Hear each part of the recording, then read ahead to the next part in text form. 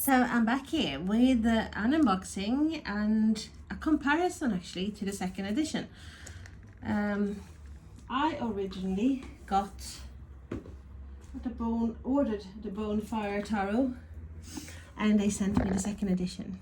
I ordered the first one and they sent me the second edition. So it's taken me quite some time to get actually the first one. And I am very excited about comparing the both, because I do know that second edition has got a matte and this one is supposedly more glossy. So let's have a look.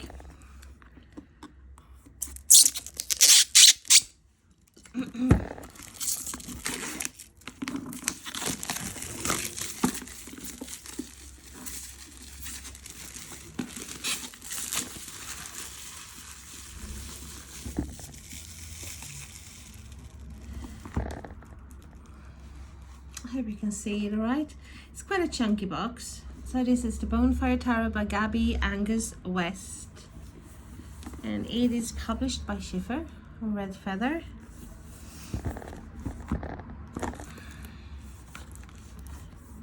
It opens up like a book. It's Bonefire Tarot. Then we have this book as well. Let's have a look and see what it says on the back. It says 78 tarot cards and guidebook, hand painted, we love that, and inspired by old school tattoo flash of sailor Jerry Collins. Does it say flash of sailor? Tattoo flash? I can't say. So take an exciting trip through an extravaganza of 78 vivid and expertly hand-painted tarot cards inspired by the vintage old school tattoo flash. It is a flash of sailor Jerry Collins. Influenced by Rider-Waite, this deck and guidebook are styled for the serious life explorer, identifying important symbols and key thoughts visually, so you may intuitively read the cards and demystify your own journey. Fully equipped to tackle anything, the microcosmic to the macro enormous. The majors feature archetypal figures, sure to play roles in our lives as aspects of ourselves or situations we are bound to encounter. The minor suits have their own look and set of common symbols and are concerned with life's little details, along with a comprehensive glossary of symbols and their meanings, 3 simple spreads and descriptive essays to guide you. This set offers eternal truth via the timeless medium of tarot. Lovely. So that was the box. Let's remove that. Put that to the side and go straight to that guidebook, which is quite chunky as well, to be honest with you. And we have, well, almost 200 pages, 187 pages. So we have the contents. Oh, really small writing. Luckily I'm short-sighted, so I can read close up. Hook, line and sinker. The major arcana. So it doesn't actually have the spreads at the in the beginning of the book like most books have. So obviously they should be in the back. So jump straight into the major arcana, chapter 1. So the full, it has the name. I suppose it has the number as well. Has a description here, and Bonefire says, I will shuffle the deck and then come read from the book. Talks about a number as well and symbols. So we have Bonefire Dog, Mountain, Ouroboros, Sunrise, White Rose. And let's have a look at the minors. I'll take anyone.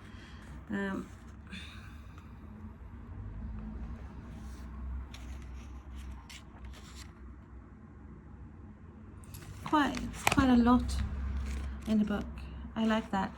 And at the end of the book we have life-changing audio, tarot listening, a few of the beat, tarot literature, glossary of symbols. So for example, acorns, from little acorns big oaks grow. Ace of Spades, death before dishonor. So truth bombs, cherry flavored truth bombs. So this is something else. She's in the production of this book. I have been beholden to write upon subjects which are wont to be random and wafty. Upon the commencement of the deck, I felt it would be prudent to produce a mission statement. So it says here, Bonefire will be a tarot deck for people who do not feel they fit in with any new agey paradigm. They are faintly embarrassed by talk of fae and angel folk, but despite this aversion, find they are nonetheless drawn to tarot, though they're not that kind of person. They might buy the deck because they like the style of the art, and it is an interesting curio to add to their lives. A talking point, a dalliance, a flirtation with something strange, the occult, of which they are nervous and skeptical but find irresistible. Talks a bit about her finding the tarot, I think, how she was drawn to tarot. So we have a spread here, and I love actually the illustrations they have. So we have 1 card, 3 card, and then we have the 8 card Enlightener. And to read the card tarot, and that's it. But it's actually quite a lot of information there. So let's see if we can find where it starts. It starts on this one. So the Fool. Let's remove this. The deck is separated into 2 packs.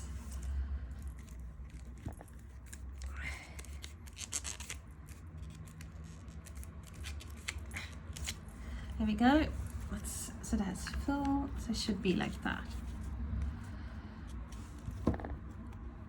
Don't really like the separating of the cards, but it's alright. And wouldn't that be nice if that had been edged?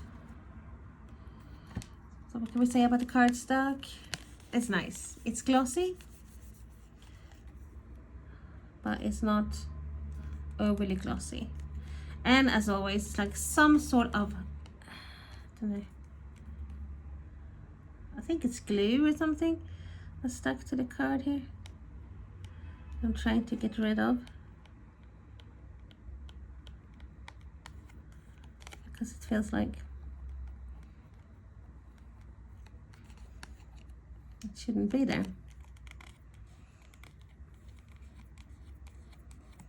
Okay, they are flexible. I think they will shuffle really well. I love the backs. It says it is they are reversible. So I'm sorry that I get so fixated about little things like this. But so it's a King of Coins. So let's have a look at the cards.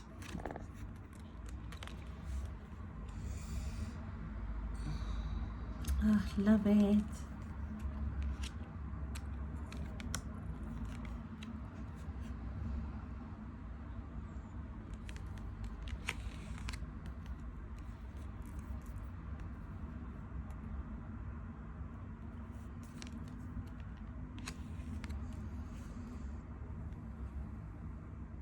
It reminds me, not maybe the colors, but it just reminds me of the Tarot of the She, and but I think that's a Red Feather as well, publication as well.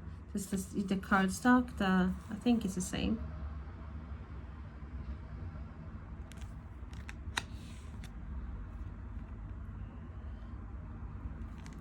I'm in love with illustrations.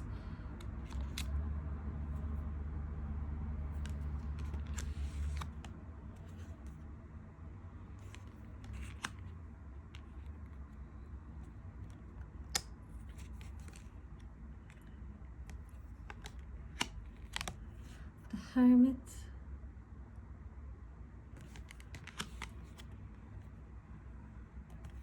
Wheel of Fortune,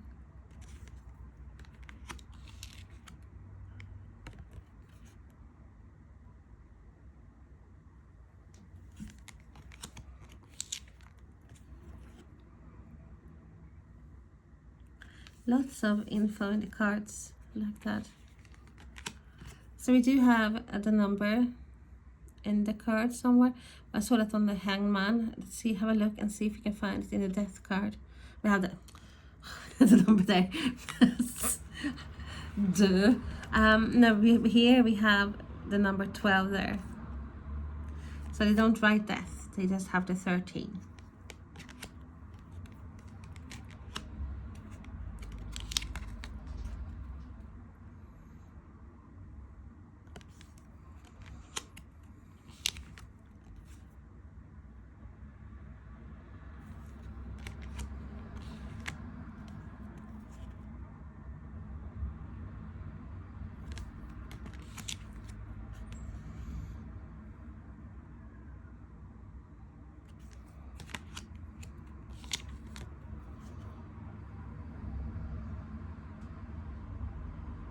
So in all the other cards on the matrix, you have the number somewhere in the illustration. So we have the 18 there.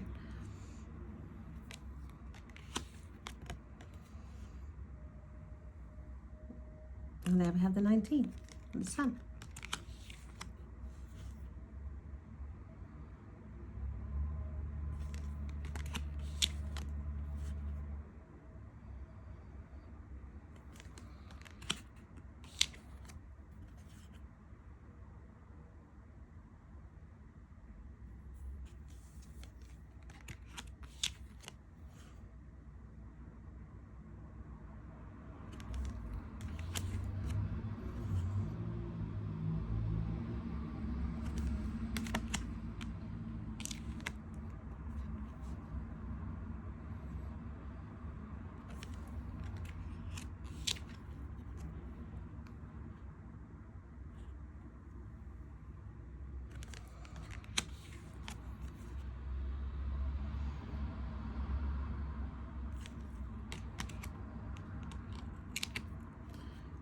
So there's lots of pineapples for the wands.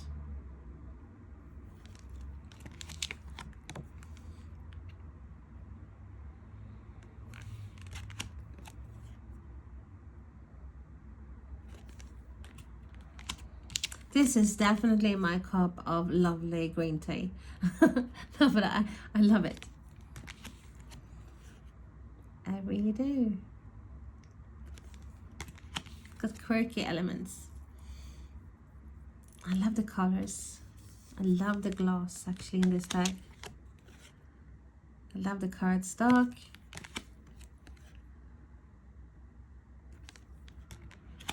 And that's the swords.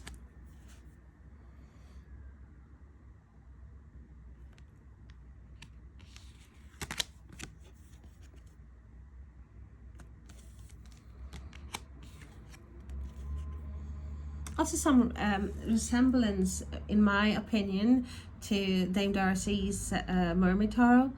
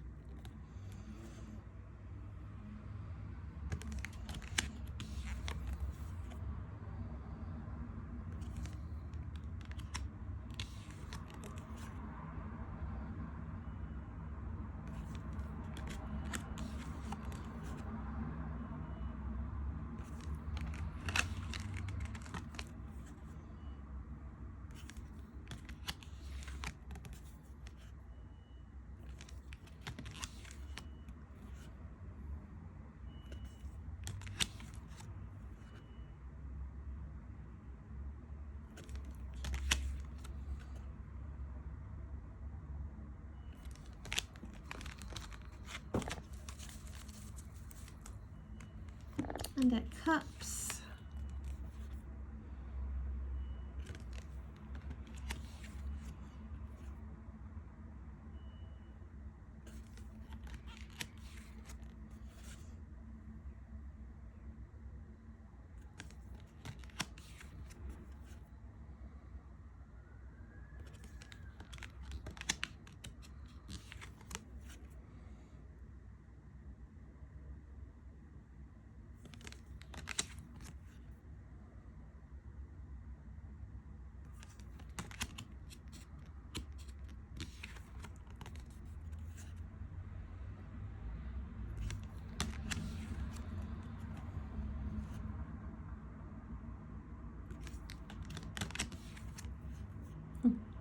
Love it. So I have the original Nine of Cups there, like in a painting or a picture.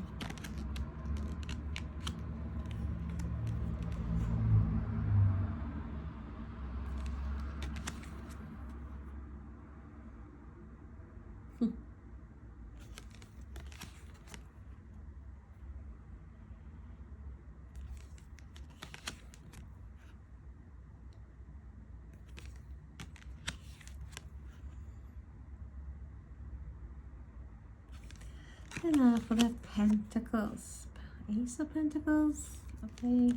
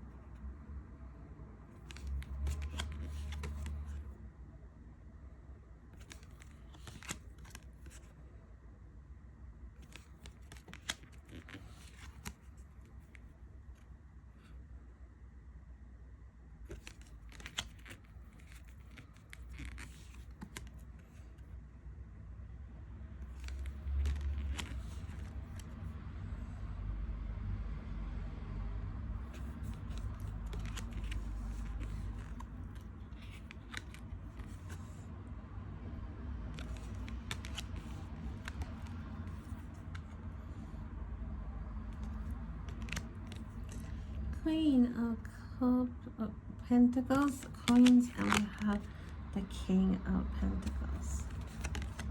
It's just this. Don't know what it is.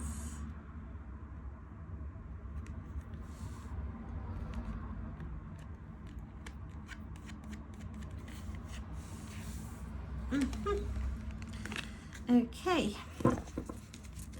I thought we were gonna see. I don't know what I have the other ones in order, because this is the second edition. The boxes are a lot smaller. So we have red feather here. It is a magnetic box. Same thick book but smaller. And the cards are smaller too, and they are matte. So look at that. Love it. Compare, quite a lot smaller.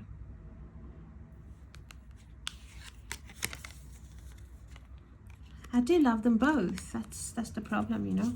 Or not a problem really, because I have the deck, so I haven't. Let's see if I can find the full card.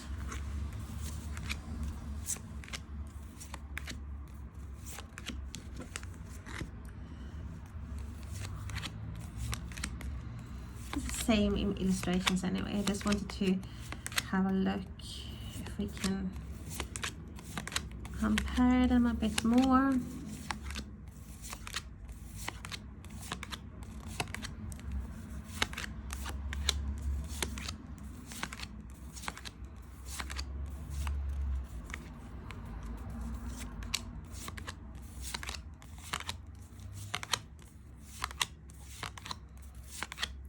Probably the last one, the last card now, because we are waiting for it.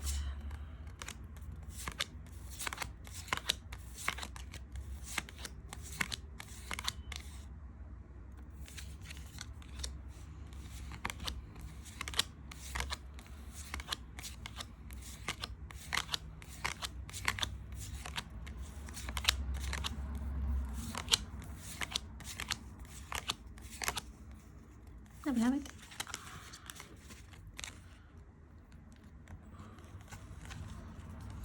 So it's more matte, as you can see, it's like matte.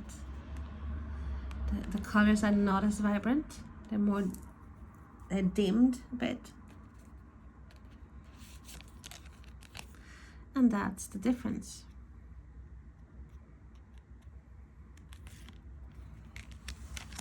Well, lovely, lovely, lovely, lovely, lovely deck, and I am happy that I actually possess both of them.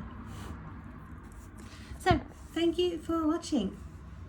So, I actually said I was going to shuffle the deck, and I finished the video before doing that, and I am going to do that now. See how this shuffles, and then I'm going to read from the book. So let's have a look. And we have the moon, which is my sign. So let's have a look. Where is the book? Where is the book? There is the book. Okay, the moon card, the moon card.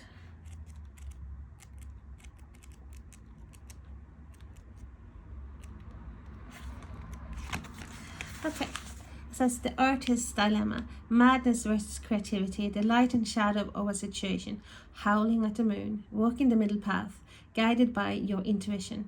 Evolve and improve yourself through hard work, commit to your higher self, and help will arrive in shovels.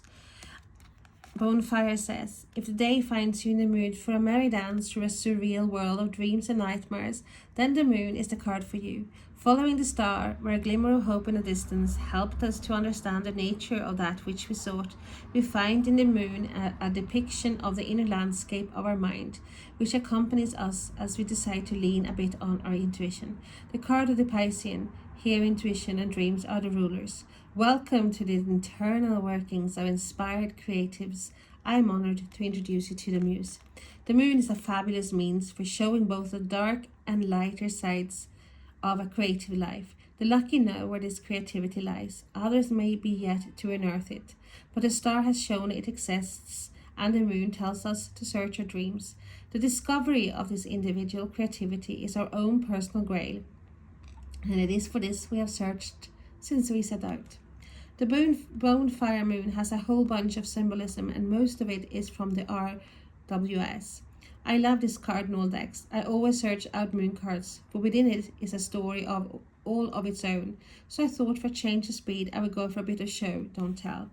A curious and ambitious lobster-type crustacean once decided to struggle forth from the primordial soup of oneness into which he had been spawned. He was a fellow of few words, well-armed, a tad offensive, but above all brave, and wanted to take an individual approach to life. His motivations were unclear, but finding himself on dry land, he started to walk. Flash forward with several million moon-bathed nights, and evolution has taken him in two ways. He's now both a wolf and Labrador dog. Oh my god, it's so much. Can't read it. This is like 3 pages. In his wolfy form, he's a bloodthirsty loner, a fearless hunter. His main drive is to track down and find out what is at the end of the path, and this draws him closer with every magnetic moon. But he's wary of the pillars and gateway at the end, for he values freedom above all, and behind them may lie a prison. In his dog's body, he sleeps most of the day and gets a little fat. His owner, CGG, is a terrible spoiler, but he is so personable, popular, and in general such a pleasing bundle of contentment. Who could resist? Though the cast iron bars of the garden gate, he too sees the path that leads to the moon, but his canine instincts are rather dulled. He has all he could possibly need, and after all, curiosity is for cats. And now I have to charge my phone at the same time. Let's do that. Okay. One night, the dog is in his moonlit garden, attending to business, as all good boys do, when he comes across a couple of small mushrooms growing right from the place he particularly likes to water. Finding them to be rather an imposition, but also being rather peckish, he quickly snacks them right out of the garden. Padding back inside, he instantly falls into a deep sleep, but it will be his last.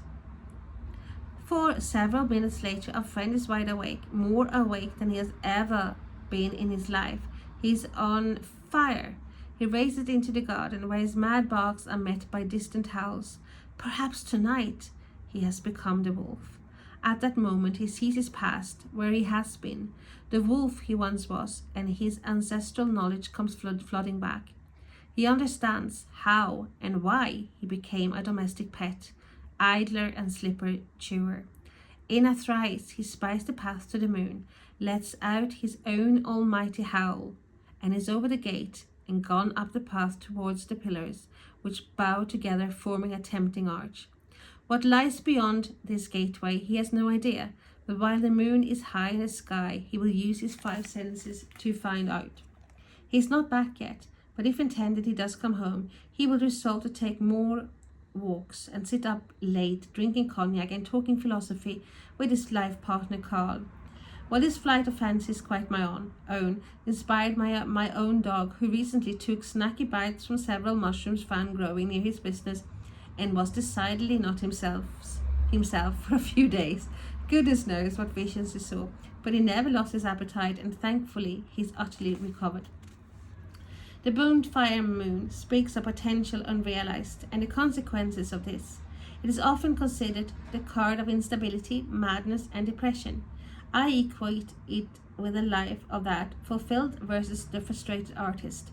As a painter or musician, when one is working well and in their power, inspired and in the flow, has the muse, or however you prefer to think about the creative urge, everything is awesome.